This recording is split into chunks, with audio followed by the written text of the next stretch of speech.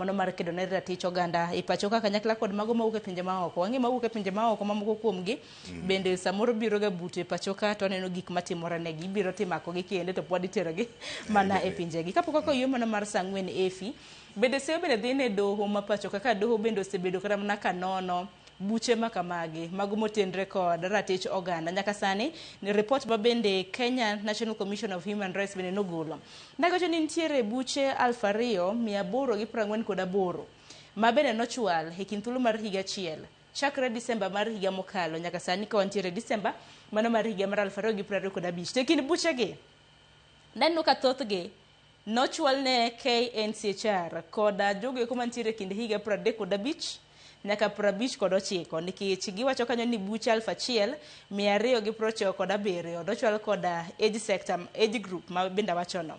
To bende rowere bende kowehe kind thuolo mar higa 18 nyaka 34 nochwalo kanyo buche 1210. Ng'eni buche kochwal kata ne riwruok mar KNCHR nyiso ni magi buche ma bende itere doho ma bende nyaka gi sani giwacho ni gin buche ma bende pod ginono.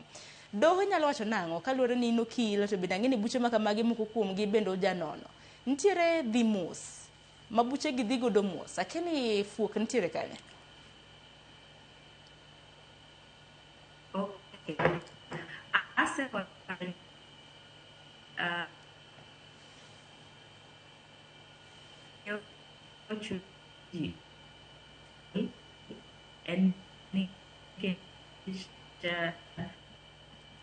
Efi chal ka gima internet kata mana mbui goyi chenga kanyo matin ilos nwand kata mana mbui eyo makare samoro bende kaka mana kaka goro bende ang'eni cases makamagi bende nitie kata mana kaka imbe do ng'ino kill donge imbe indo kill to nitie kata mana kaka cases makamagi bende samoro se nitiere ni gisebedo ka gidhi mos ang'o mosebedo ka timore.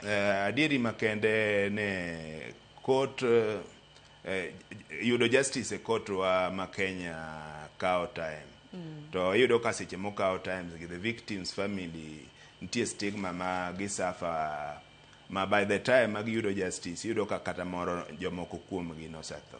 Koro nego bene ma wacho ni judiciary bonego bene nitie some reforms ma expedite kaka cases mag this human right violations dhi mbele. Nikech king'iyo doho mar Kenya sani wan gi sani division mar human rights ma eno deal mana gi weche mag violations of human rights. Koro is a good progress ma wan go as a country. However, nitie gaps moko, nitie mana kaka niwacho nitie fuok moko monego bende wang'iyo ne to ka gikawo kata mana higa 2 kata higa 3 mondo mi ng'ato yud ratiro. To the victims gi sama weche do dhi mbele gi wan gi victim protection unit to king'iyo these institutions ogikony jopiny ahinya nikech also lack of awareness. Kipenjo kata japiny mong'e ni ati we have this kind of institution gikia. Koro there is also need mana kaka nanyisi ne government is the primary duty bearers of this right. Onego bene through the government wabedo gi forums mag create awareness mondo ji ong'e ni ati this kind of institutions gi exist to tijgi en ang'o mondo mi wati kodgi makare. Mana kamana keni efi